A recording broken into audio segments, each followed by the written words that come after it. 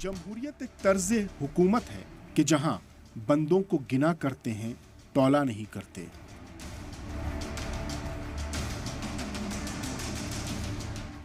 लेकिन सीतामढ़ी से पहली बार जेडीयू से एमपी बने देवेश चंद्र ठाकुर का बयान लोगों को गिन भी रहा है और तौल भी रहा है।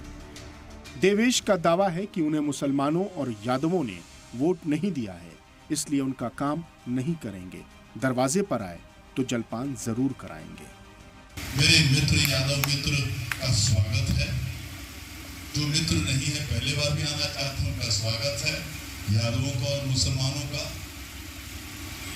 आइए, चाय पीजिए, मिठाई खाइए, काम के बारे में मत बोलिए, मैं आपका काम नहीं करूंगा।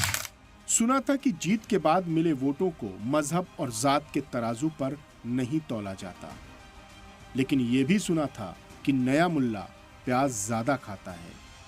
जमहूरियत में ऐसी कहावतों और बयानों की बहुत अहमियत होती है। इस बयान से उठे तूफान को अपोजिशन हवा तो देगा ही।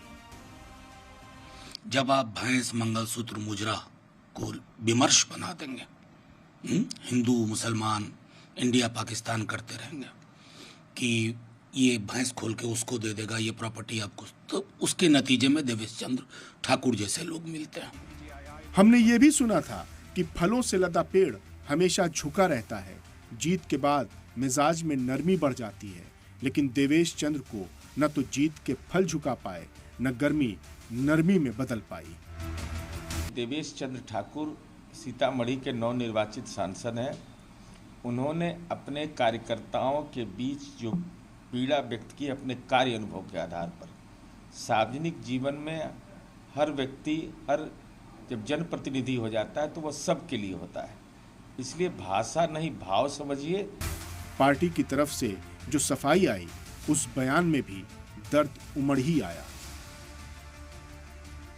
आपको बता दें कि इस चुनाव में देवेश चंद्र ठाकुर को 5,15,719 वोट मिले। वहीं आरजेडी के अर्जुन राय को 4,64,363 वोट मिले और देवेश चंद्र ठाकुर को 51,356 वोटों से जीत हासिल हुई। ब्यूरो रिपोर्ट, सलाम।